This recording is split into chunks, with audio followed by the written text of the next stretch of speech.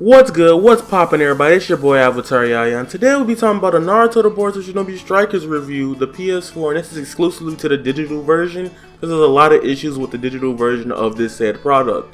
Without being said, hit that like button, comment down below how you gonna feel about the review, and you already know, let's get right into it, people. Naruto To Boruto Shinobi Striker is an LP by Soel, who are new to the gaming market in the realm of anime games development. Shinobi Striker is a new series that had a rough start and continues to struggle with its fan base. Bottom line, you either rock with the game or you think it's ridiculously garbage. Well, I'm here to give you my honest review from a perspective of an avid gamer and Naruto fan alike. Whew, this is about to be a doozy. Now first off, let's start with how I feel about the game. I put the deluxe digital edition of Naruto To Boruto Shinobi Strikers for PS4, and it was the most frustrating gaming experience I've ever had in the history of this current generation of gaming, and probably gaming period. Here's the clip. Look all my money, bitch ass company. Fucking trash. They really just yeeted my shit. Full game, 11 gigabytes. Bitch, what happened to the other 10 or 20 I downloaded? Huh? Man, fuck Shinobi Striker.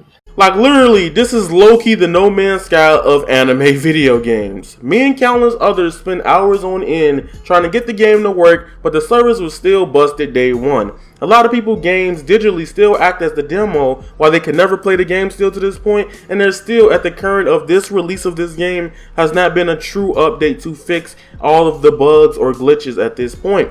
Now I know it will possibly be fixed in the future, but the game already a major L because of that. If the game doesn't launch properly on release day, then it's not a good final product at all. And since everyone, even companies and developers, are saying digital gaming is the future, this is a sign it's off to a rocky start, even for anime gaming developers. The best things about Naruto To Boruto Shinobi Striker is character creation, but there are a few flaws. I would like to argue it's better than the likes of Dragon Ball Xenoverse, but the beginning is actually the weakest. The grindy portions of Naruto To Boruto is where you get the cool things called scrolls. It's literally like anime loot boxes, but there is no option to use real money yet. The scrolls in Shinobi Strikers are earned by logging in the game, leveling up, and playing online battles also during mission mode. Freehand right quick, your customization is limited to 4 classes. You have attack, you have range, you have support, and you have defense, I believe. And what makes this such a hindrance is that every jutsu cannot be used on every class.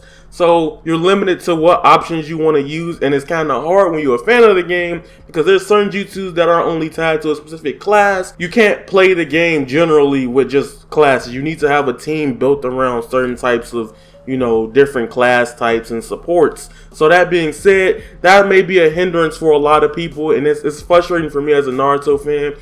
Prime example, what I mean by this, I am playing with my friends. They want me to play healer, but I can't use my favorite jutsus because they're only tied to the attack type. I love and hate this kind of system, back on the loot boxes by the way, because one, you don't have to use real money yet, but it's not pay to win, but there's never the way to make RNG drop rates any better, and sometimes they give you like 500 Rio, and if you've ever played a Naruto game before in your life, 500 Rio is like $5 in Naruto games, and that is a very poverty level to ever be at in any Naruto game, so keep that in mind. The biggest issues with Shinobi Strikers betas and demos is that they never let us customize our ninjutsu, and I really want to bring to your attention the VR Master System, aka Sasuke Uchiha, the ninja jutsu library is similar to Dragon Ball Xenoverse mentor system, and the only huge difference is the multiple mentors are already unlocked and that you literally have access to each mentor training rank reward list. What's so good about this is that most of the mentors' main jutsu unlock at a very early stage in ninja training with your master, rather than you having to go to 3 to 4 stages of stuff you may never ever want or to have in your arsenal. Anything after the ninjutsu from each master gives you very specific cosmetic items and very light rare scrolls, which you can use to unlock for weapons, jutsus, items for your created character. Now we on the doozy part. Like I said, gameplay for Naruto To Boruto Shinobi Striker is either a hit or miss. Playing by yourself is kind of the worst part, and there's a glitch for digital buyers that it crashes after every mission or level. So I'm just like, well damn, I'm annoyed and frustrated because it takes away the immersion in the gameplay, and grinding is kinda annoying, to be honest with you, with it constantly crashing.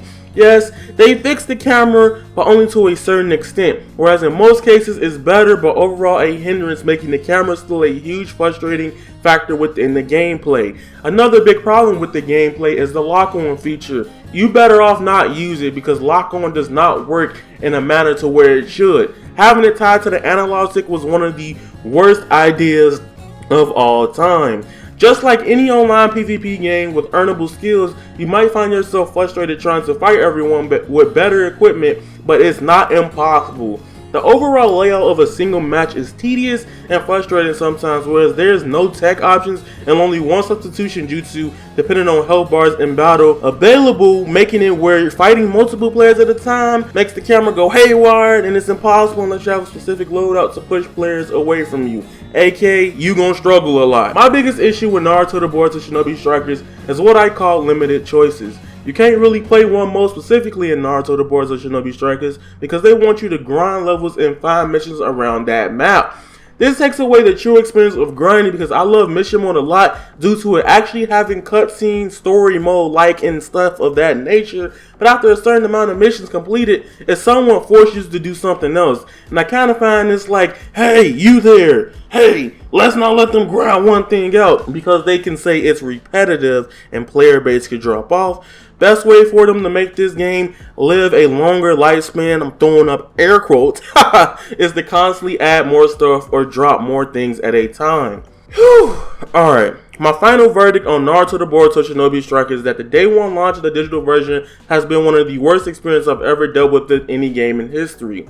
There's a huge difference of things not working, but it literally would not even launch the correct game all the time for almost a day of the 4-day one release, and it was highly, and still to this day, super frustrating. I will say the online is fun with friends, and for most part, that was going to matter the most for people and players of the Naruto universe and fandom. But the core gameplay has some homages to Naruto franchise and a lot of references from the franchise. However, this game should have not been at a $60 price tag, and it's also had a season's pass that's extra $30. More like a $30 game and a $30 season pass, making it a $60 experience. The grinding components and unlocking things for the game is phenomenal, but the rest of the game is okay to majority of times complete trash. So, let me talk to you guys real voice right quick. We're going to run it back and I'm going to break it down a little bit more. If you want to hear about how I feel about this game as a Naruto fan, I'm going to keep it a stack to you. Alright, so I just wrote out the review for my Naruto To Boruto Shinobi Strikers, and I literally broke it down to the best and fastest quick way possible because I don't want y'all to be here forever. Now, I'm going to keep it a stack with you. As a Naruto fan, should you buy this game? I'm going to tell you right now, this is one of the biggest Naruto releases, and no matter how you see the game, good or bad, since Naruto Storm 4. Naruto To Boruto Shinobi Strikers is like a fan paradise. The fact that you can upgrade and get most of the weapons that you love, even from filler episodes, and they finally put filler-esque stuff into Naruto video games, is something I really cherish for them doing. Also, the little motions and animations in battle where they do the hand signs for jutsu while walking around, that is kind of freaking raw. All that builds to the online experience and the gameplay. I do have fun with the gameplay, but there's a few issues that could be fixed in the future for Naruto To Boruto to Shinobi Strikers. I really want to tell you guys right now that with Naruto To Boruto Shinobi Strikers, you will love this game if you're a true Naruto fan and you like a lot of characters in the Naruto franchise, because you're going to always want to upgrade, customize, and change things around.